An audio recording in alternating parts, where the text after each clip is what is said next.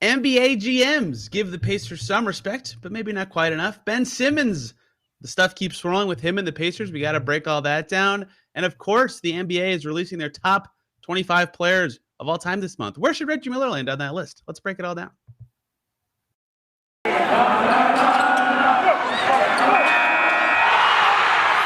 You are Locked On Pacers, your daily Indiana Pacers podcast, part of the Locked On Podcast Network, your team every day.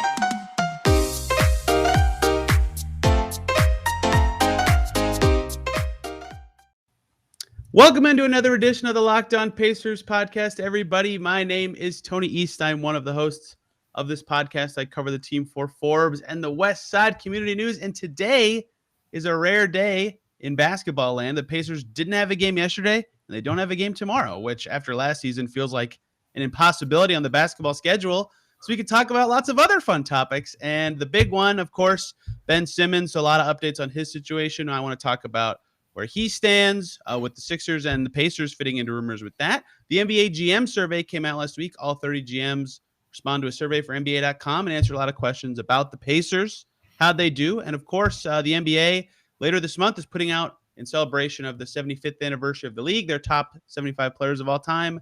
Where's Reggie Miller going to be? Should he be there? Should any other Pacers be there?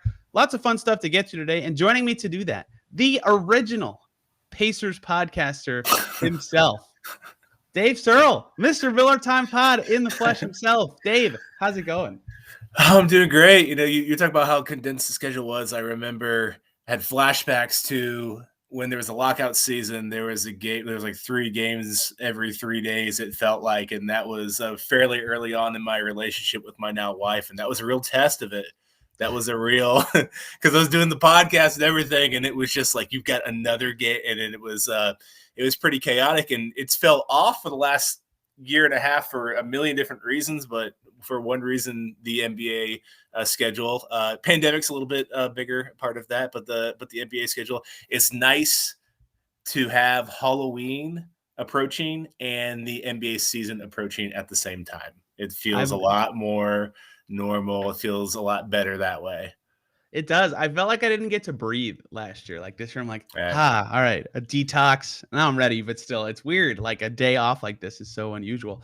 But I'm excited because that means I get to see all the stuff that GM said about the Pacers and all the Simmons stuff. I was going to lead with Simmons stuff today, but ironically, all the newest Ben Simmons news has nothing to do with the Pacers. In fact, it probably, we'll get to this, is a negative thing if you want Ben Simmons on the Pacers. I don't know. We'll talk about it later.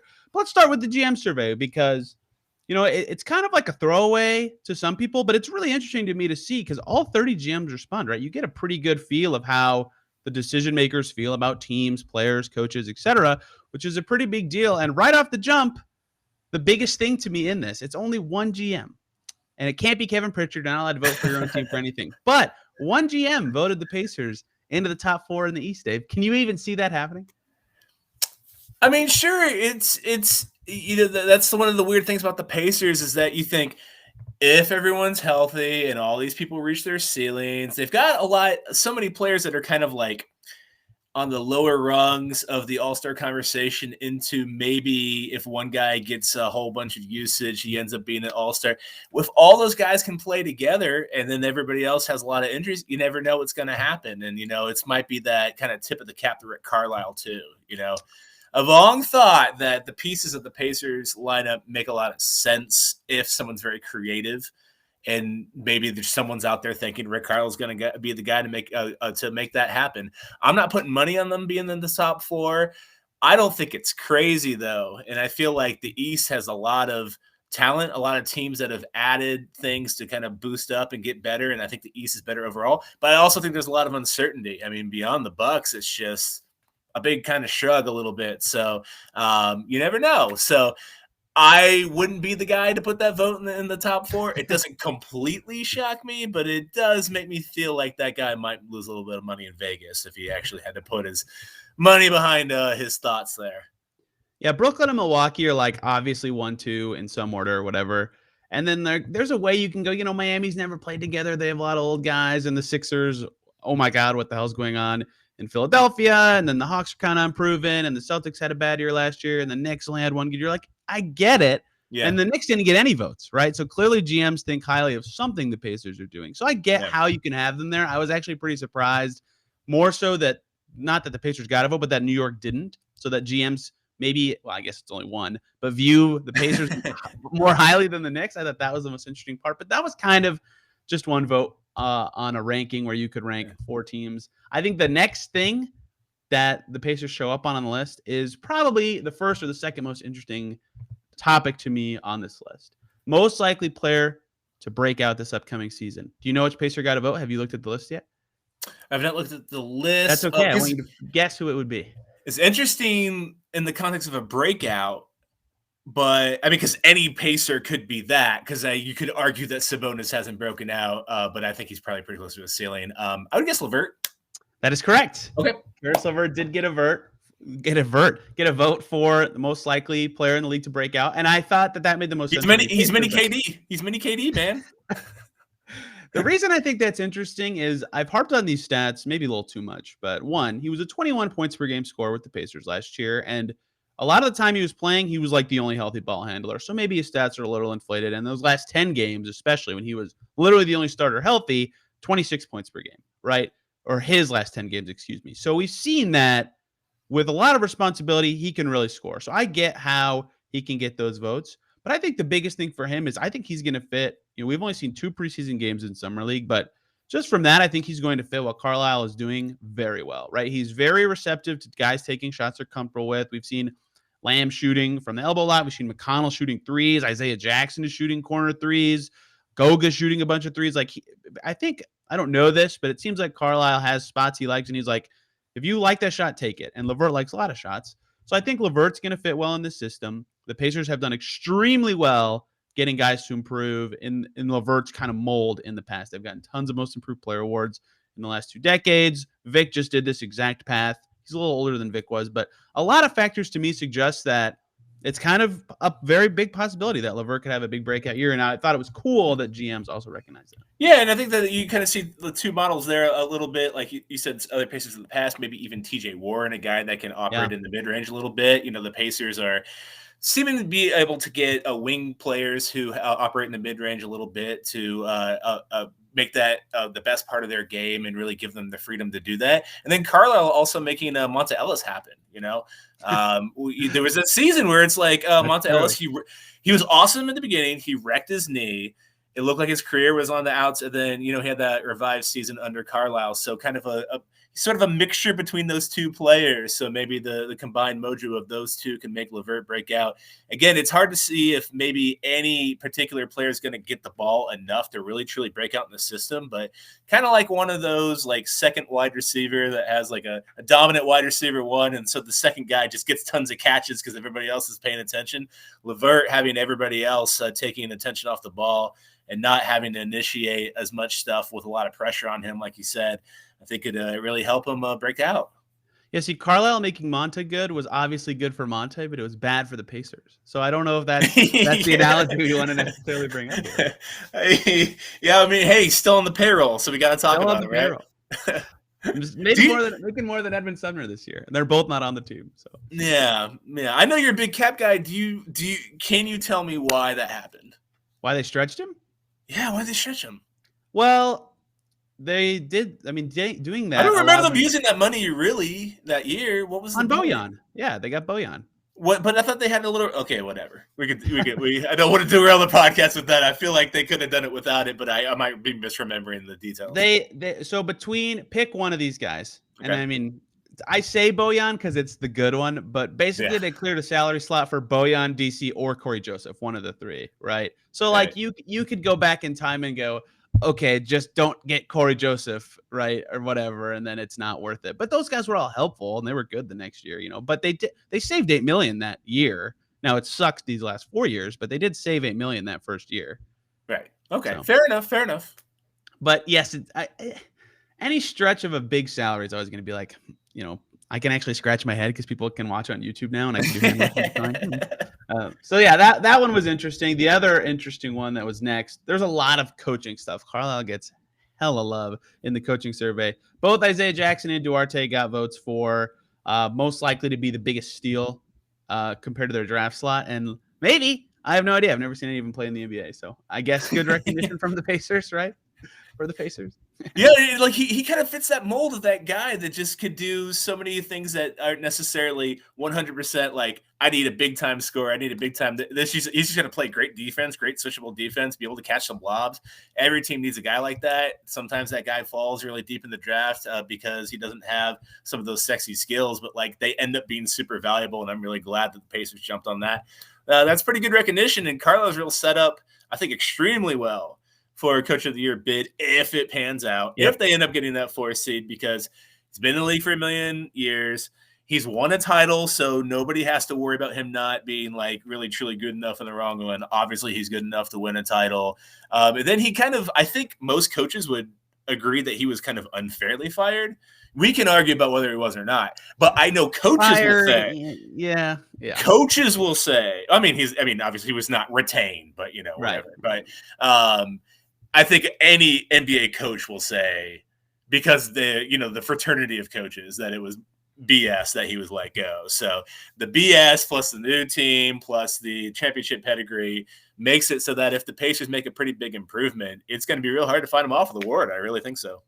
That, and they have a very similar team to last year, right? So any big improvement, you can obviously go, oh, that guy, he this. So all the way down to TJ Warren being injured at the beginning of the season. So yeah, at least Jordan got 4 games out of him. Yeah.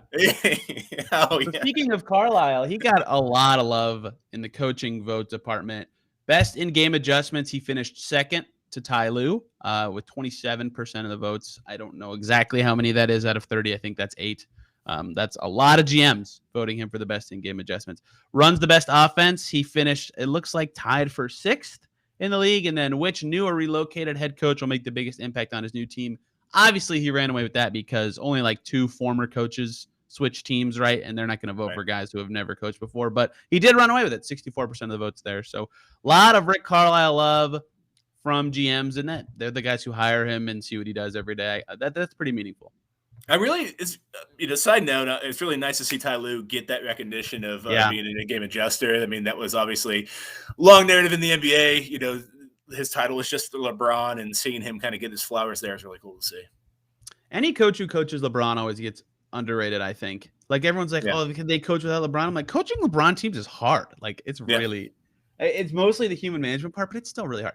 The only other stuff that the Pacers popped in on is less – interesting, I guess. Lloyd Pierce got a vote for best assistant coach in the NBA. Carlisle's tasked him with running the defense this year. When I asked Carlisle about Lloyd Pierce, he said, we're thrilled to have him. We're also thrilled that we're not going to have him for a very long time because they expect him to be hired as a head coach away in the future. So, that makes sense that he got that vote. And then the fun one at the end, which active player will make the best head coach someday? TJ McConnell finishes 3rd with 10% of the votes. So that makes all the sense in the world. Brogdon got a vote as well. But all that stuff made me want to think about is how great of a coach McConnell can be someday. And I think because of his dad and the way he communicates with players now, not only does he have the pedigree for it, he would be very good at it. And I look forward to that happening one day.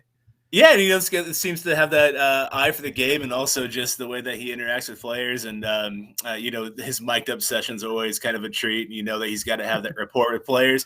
I finally bought 2K for the first time in like 7 or 8 years. And one thing, that game loves TJ McConnell. The voice, the commentators have like hours and hours of commentary on TJ McConnell to be able to kind of place into the games, which I think is kind of interesting. It's always funny which players they tend to spend as much time talking about. But, TJ McConnell, major force in the NBA. Who knew? The video of him cracking himself up on the bench after he says 3J scoring in the bubble is one of the best player interactions I think I've ever seen. He thought it was the funniest thing ever. All right. Let's talk about Ben Simmons, because this saga has been unlike anything the NBA has ever seen before, and the Pacers are adjacently wrapped up in it. I don't want to say wrapped up in it because I have to talk about it every day, and I don't want to do that. But first,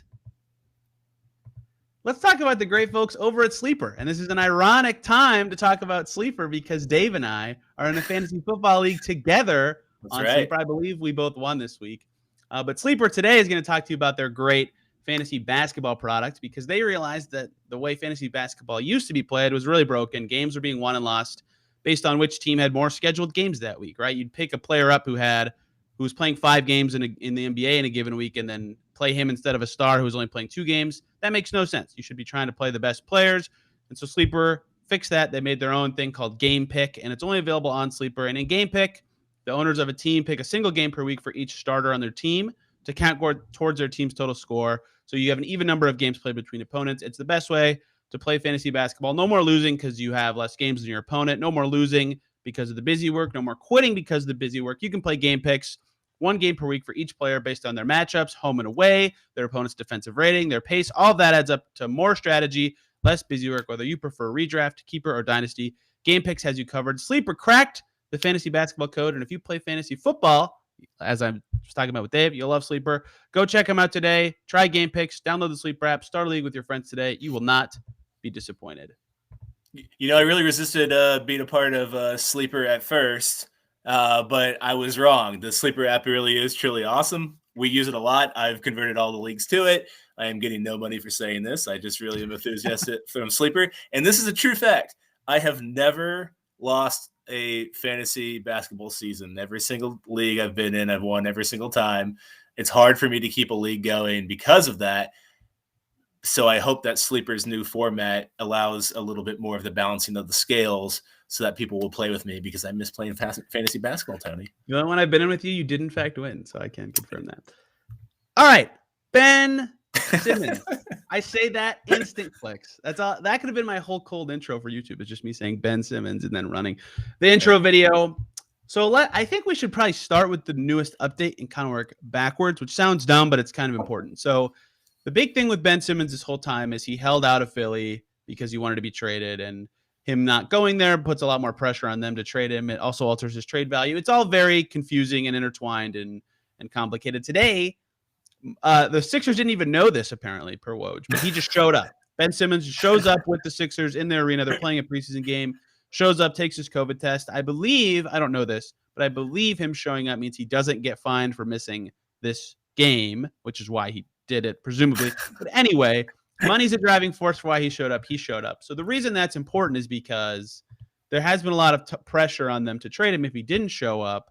And that's where the Pacers have come in, because we've gotten reports from Mark Stein, very reputable reporter, formerly with ESPN and the New York Times, now doing his own Substack, that the Pacers have registered interest in Ben Simmons. Shams, in his video update on Ben Simmons just 4 days ago, it's crazy how fast this stuff goes, mentioned the Pacers as a team registering interest. Ian Begley of the New York Post, I believe, I might have the wrong tabloid there, also mentioned the Pacers as have registering interest on Ben Simmons. So 3 reputable plugged-in reporters have connected the Pacers in talks as wanting Ben Simmons. And the reason that him showing up is important is it might change the way that this goes for the Sixers. They might be more willing to try to talk with him and hold on to him. But, the reason that the updates that have been coming in are similar to what we heard around the draft, right? Brogdon's involved in the trade. Some reports say Levert would be in it too. Some say he would not be. So we have a lot to get to covering ground for the Pacers' involvement here. But let's start with this, Dave. I think I know the answer. Would you trade both Brogdon and Levert for Ben Simmons? Probably. Yeah. I mean, it's hard to say no to that. The Pacers always talk about not taking a big swing for one thing, and also just getting their hands on that kind of elite talent. They have Warren and they have Duarte and they have maybe enough to patch up the wing. Maybe you get Philly to send back somebody to just play on the wing to kind of worry about that depth concern. It's just too hard not to take that swing, I think. So the gut check says, I wish that there was another way to do it. Like there's Levert plus pieces, plus a pick, plus this, that, and the other, or something like that. Keep one, do the other. But if I has to be that, and that's it, then I think so. Yeah. That's pretty similar to my opinions. We've talked a lot on the show this offseason about how I would trade a lot for him because, one, I'm way higher on him than what his trade value apparently is in the NBA, which maybe I'm wrong for that. But 2, it's like you said at the beginning, the Pacers are dying out for stars all the time. It's impossible to get them here. Here is one, 2-time All-Star, All-NBA, defensive beast, could win Defensive Player of the Year anytime. 4 years left on his deal. Like, we've been over the details a million times. These guys never become available, right? Like, this is such a unique opportunity for a small market team to be able to get a guy like this. And obviously giving up 2 starting guards would suck, but he's better, a lot better than both of them. So I would probably do it as well. And understanding, like you said, that you'd like to probably move a big in the deal just because if you end up with Simmons, Sabonis, and Turner at the end of all this, it's very clunky, but your value as a team is a lot higher. You can make moves to make your ceiling a lot higher very easily. It's fair to wonder if this deal would have been done already if they didn't have Embiid and they had maybe a superstar wing. Correct.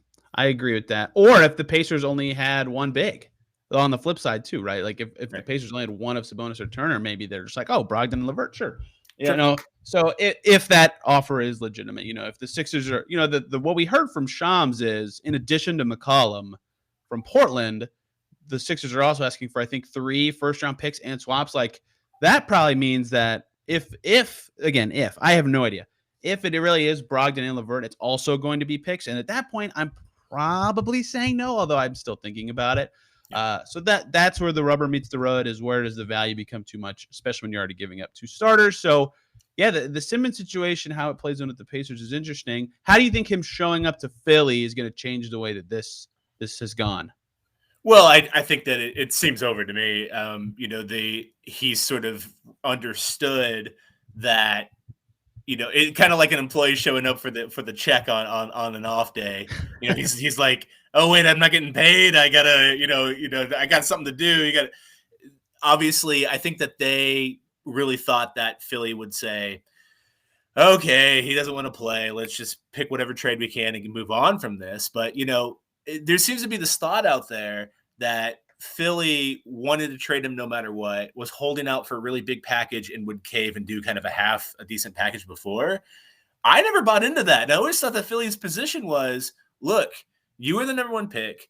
We're the number 1 seed. We're trying to win a title. You didn't really shoot in the fourth quarter or whatever it was in that entire series. Like, we need more out of you. And if that's, something that bothers you, I'm sorry, but you have to figure out a little bit more to diversify your game. And that's your challenge this offseason. And Ben Simmons says, I don't like how this was portrayed. I don't like saying that. And I think we should part ways. Philly had a position of, we'll look for a trade, but we want a superstar return. And if we don't, we expect you to report, and we're going to go on with the next season. We got you under 4 years. We're the number 1 seed. We are going to have 5 years of title contention, and we expect you to show up. And I think that maybe they thought that public pressure or a lot of different forces, or the threat of the holdout, or maybe a PR nightmare would force them to kind of tip their hand on that. But I feel like Philly just said, that's the position. We will trade you for equivalent value, but if we don't get it, then we expect you to play. And that seems like it's happened. And now that the checks aren't being paid, it kind of feels a little bit to me like they didn't fully understand that check wasn't going to get paid if he held out. I think they thought that it would get paid and they'd start handing out fines, and then they would start negotiating from there. But I think the fact that Philly could just not sign the check, kind of feels to me, I mean, I'm not in the room and who knows, but based on everything that's going on, it kind of feels to me that they were kind of unprepared for that.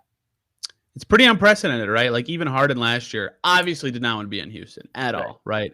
Was huge, overweight, wasn't trying in games. He showed up every day. He went to practice every day, right? Like, even in that situation, it's like, oh, okay, he's here. We'll pay the guy. Like, no one has ever just not shown up. So it's pretty unprecedented in terms of how both parties handle it. But I mean, I get why the Sixers are doing what they're doing. And the hardest part for them, and this kind of relates to the Pacers, is I think their goal the whole time has been, we want to get a star to this, right? And we'll either trade Simmons for that star or trade Simmons for the stuff that can make it so we can trade for that star in the future. And like, just getting CJ McCollum, or like just getting Brogdon and Levert, then if whatever star is available in 3 months is available, because one pops up every year, they wouldn't have the ammo for it, or they'd have to dig into their own trove of stuff to do it at that point. I don't think they want to do that. I think they want Simmons to be the stuff that gets them to that point. So that's kind of, to me, why I think they've been so patient, and why that, if the Pacers are just offering Levert, Brogdon, or maybe that value is like pretty good and those guys fit really well with Embiid and are good, then if I'm going to say Beal because it's always his name, although I don't think he'll become available this year, like say Beal becomes available, Brogdon, Levert probably not going to get it done for Washington, right? They'd require more. So I think that's where Philly's impasse is, and why the Pacers offer, if that is it, again, no idea. isn't going to do anything, although I get also why they're two really good players who can help Philly now. It also makes some sense. So I think that now that he's in Philly, they'll try to communicate with him and try to get him to show up a little bit just because he's already there. Why not? But his house is on the market and he already denied his teammates access to seeing him. So I think this will slow things down maybe, but I don't know that it will change anything, if that makes any sense. Yeah, that's hard to predict. I mean, I still feel that Philly has that line of, if we get the big return, then cool. But if not, we kind of expect you to play. And I foresee them holding out on this for a long time. And I think that the Pacers if Philly wants to make the choice, okay, we're not going to get the superstar return. We're just going to rip the Band-Aid off. Now we just want as many solid players as possible to try to contend in the future. Then I feel like the Pacers have a pretty competitive package in that sense. I agree. 2 good starters, maybe throw in someone else. Maybe Goga's coming over. Maybe, whatever it is. Here's several good players and 2 centerpieces, and that's enough to make Philly very good. And if Embiid is an MVP candidate, then they've got a shot every single year. The Pacers have kind of that standing offer of if you want to rip that cord, we're the ones that are going to fill out your roster the way that you want. But my prediction would be that they don't. And they just kind of realize that they hold the cards here. Being under contract 4 years is tough. Yeah. 4 years. That's a real tough thing to hold out on. And especially if you really care about that money. He's not, at the Harden level where he's made so much money that he just doesn't really care anymore. I foresee this just being Ben Simmons kind of reluctantly playing for the Philly this year. If you're dying for Ben Simmons on the Pacers, you were probably hoping for 2 things. One is that the Pacers aren't very good to start the season, right? So they get to the point where they want to shake things up and they're more maybe willing to part with stuff to get him, to me.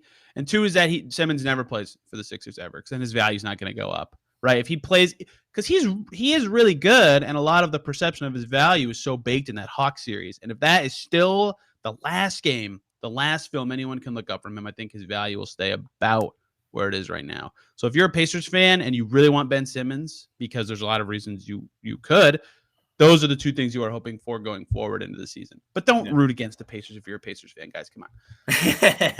It's going to be hard if they win games and he plays great and they're again in contention for the number 1 seed. And I mentioned the fact that the Bucks are locked in number 1 is a big shrug. I mean, who knows what's going to happen with the Nets?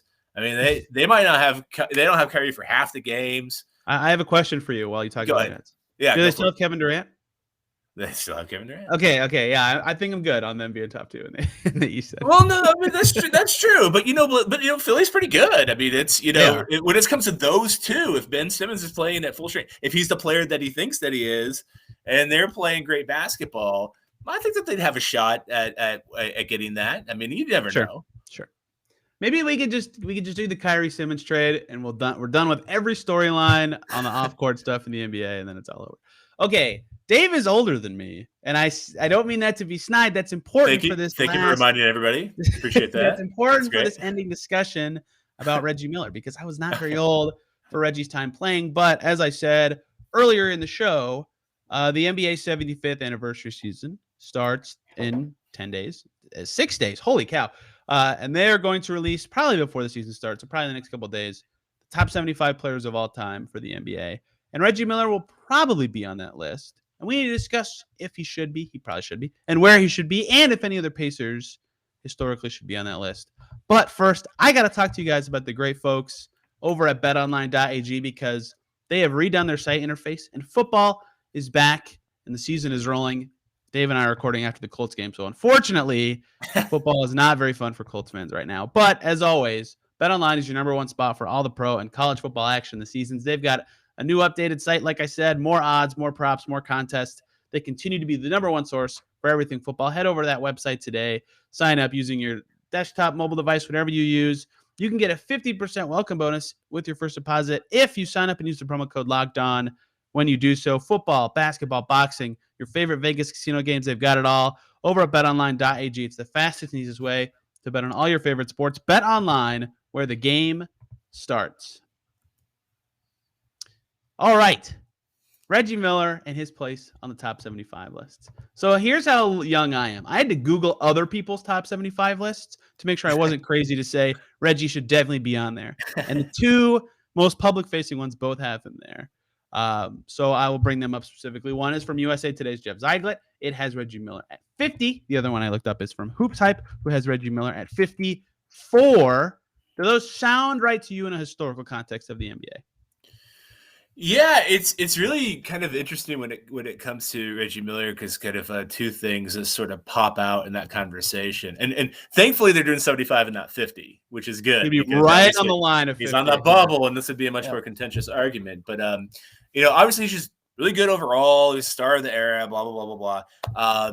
There's the fact that he wasn't on a whole lot of All-Star games, and there's the fact that a lot of those kind of like benchmark awards. His is cupboard's a little bare when it comes to that kind of metric. His overall statistical profile isn't nuts. Like, you don't watch it and go, "Oh my gosh, he's averaging 20 and 10 and 5," and like he doesn't have seasons like that. But the two things that really obviously work in his favor goes without saying. It's just like his performance in the playoffs, how his statistical lines in the playoffs, how deep his teams have went on the playoffs.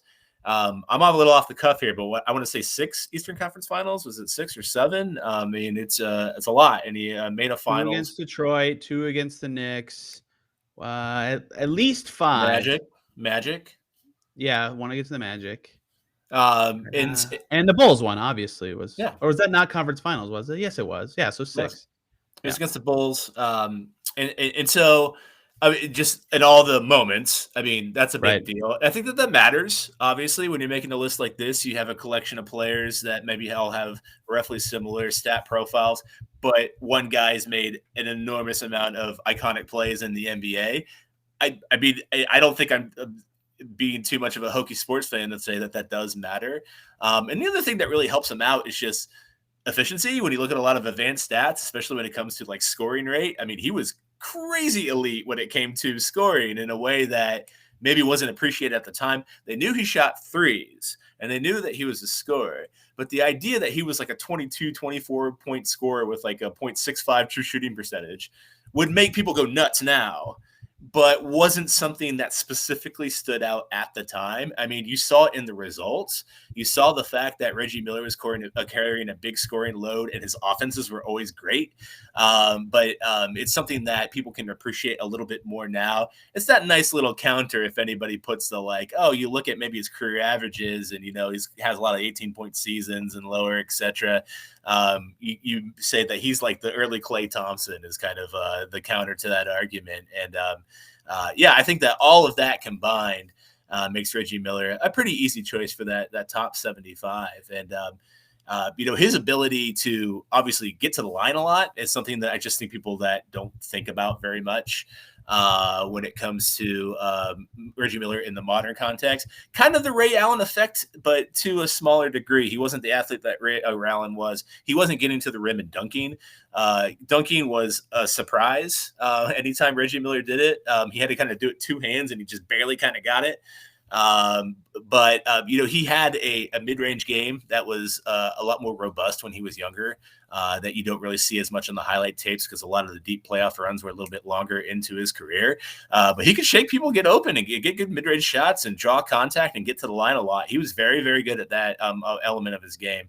And so young Reggie Miller was a very good player as well. But that the postseason record plus just his general effectiveness on the court, I think makes him a pretty safe, actually an extremely safe bet for the top 75.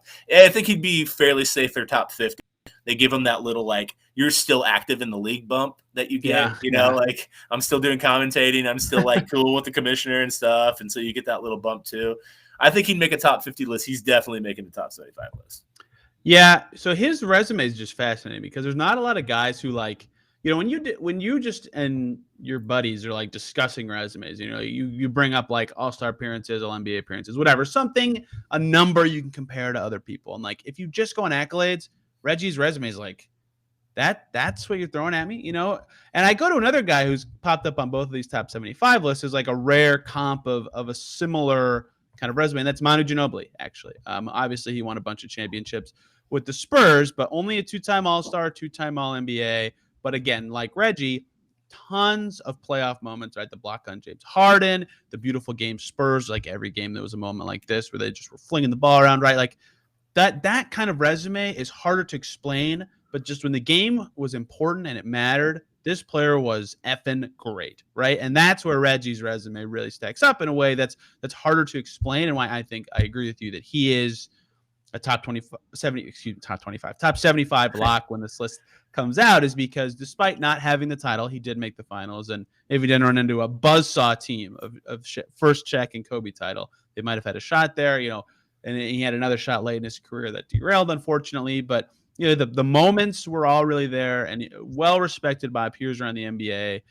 Just watch Last Dance if you're really young to learn about all that kind of stuff. I think he is also a lock, both in terms of influence and skill, to be one of the top 75 guys. Do you think any other Pacers have a shot? No. That simple. Well, I guess. Sorry, Chris Mullin get to like exactly 75, but I doubt it. Chris Mullin and Tim Hardaway, I guess those are two former Pacers that might make. Yeah, that's true. I mean, I forget. I mean, like it doesn't. You forget about it in that context. But right.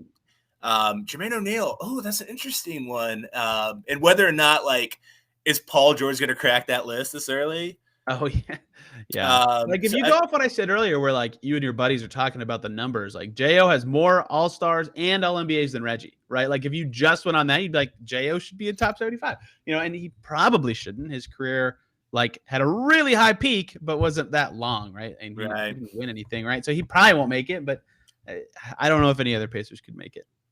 Man, he got traded for TJ Ford. It's so sad. It got Roy Hibbert too, so I'm underplaying it a little bit. But that was just a really sad. Yeah, I think we're gonna dump him on the Raptors. It's just and PG would make people go nuts. But 7-time All-Star, 4-time All-Defense, 6-time All-NBA.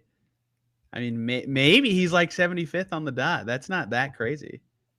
No, not at all. I mean, when they did the top 50 list in the 90s, there were Shaq made the list, and he had just started, and they did take an attitude of, it's clear that this guy is going to be there, and so we're going to extrapolate that a little bit. We're not going to just say everyone drops dead today and we got to make a list. They did try to make a little bit of a prediction on that. So I remember some young guys that didn't quite have the resume, but it's just they will eventually did end up making that list. And so you might see some surprises in there. And plus, they want engagement, they want the list to be accurate and they want it to stand the test of time, but also they want it to be interesting. So I think you're going to Luka might make it. That's true. You know what I mean? They might that would be the modern equivalent of the Shaq inclusion. Right. Is something I'd be kind of surprised if he didn't, really, honestly. It's he's slipping in right at the end of the list, and it's he's that good, and he obviously we're projecting the rest of his career. And we might see something like that. And so but I think PG would have a shot at it, say all the accolades that he's had. You look at Reggie Miller's resume as a shooter, and it kind of gets dwarfed by Paul George when you really look at what he did in the Pacers universe. It's true. It's and so obviously that has a lot to do with the modern NBA. But I wouldn't be shocked to see him on the list. So Reggie, Mullin, and Hardaway technically, and Jo, I don't think so. Mark Jackson, I don't think so, even though he's got the third and assist thing. It's just not going to happen. So I think that those would be of course, Dale Davis has got to be on the list. If it's a valid list, it's got to be Dale Davis. Okay, USA Today has Mullin 58. Okay. So he's on it. And then they have Hardaway 69th. So there we go. Nice. He's there as well. And then another guy, no one even knows he really played for the Pacers. He was only on the Pacers for one season in the 70s. That's Alex English. Oh, yeah, I was going to say Alex English. Yeah. 3-time All-NBA. Yeah. He is on these as well. So I don't count that as a former Pacer technically. His imprint on the franchise is embarrassingly small, but technically that would count. But yeah, the guys who had a meaningful time here. Yeah, Hardaway, Mullin, maybe PG. Okay, for context, 75th on USA Today's list. The bottom 5 are Dame, Tony Parker, Bernard King, Pete Maravich, and Alex English. And then the bottom 5 on Hoops Hype's list is Lenny Wilkins, Hal Greer, Tracy McGrady, Bernard King, Alex English again. So it's not insane that Paul George ends up right with those guys. Yeah, I agree. So Yeah, you kind of say those names out loud, though, a little bit, and it starts to feel a little bit more crowded. I mean, there's been a lot of guys in the last 10 or 15 years that seem like there should be some obvious fits on that list. And so it's been a while since I looked at a list like that, that Giannis is on it, Harden's on it, Curry's on it, and like it's filling out. It's getting hard to be at the end of that list. If you looked at that list 20 years ago, there's some, okay players that were kind of at the end there. But it's starting to get crowded. The NBA is getting good, man. Omari Sankova, who covers the Pistons for the Detroit Free Press, did have Paul George on his list. He's the only guy on the USA Today that did it. So it's not crazy, guys. It could happen. Dave, thank you for the time. It's very late, and I'm sorry that I'm keeping you awake so long to talk about things like top 75 lists. I feel honored to be booty called onto this podcast. That is the equivalent of what I just did to you. I was in the middle of a sip of scotch, and you're like, "You want to be on the podcast?" I was like, "Sure." You want to sip scotch and do the podcast at the same time. I'm gonna have to blur out the word scotch. I'm not gonna do it. Thank you for the time. Where can people follow you? Even if you're on YouTube, you can see it on the screen. That's another pro of you listening on YouTube. I'm so sorry. I'm so sorry. Can people follow you and all your Twittering? I am at Miller Time Pod. I kept the name, even though I'm not technically doing a pod, but I am doing a pod right now, so I earned it this week. There you go.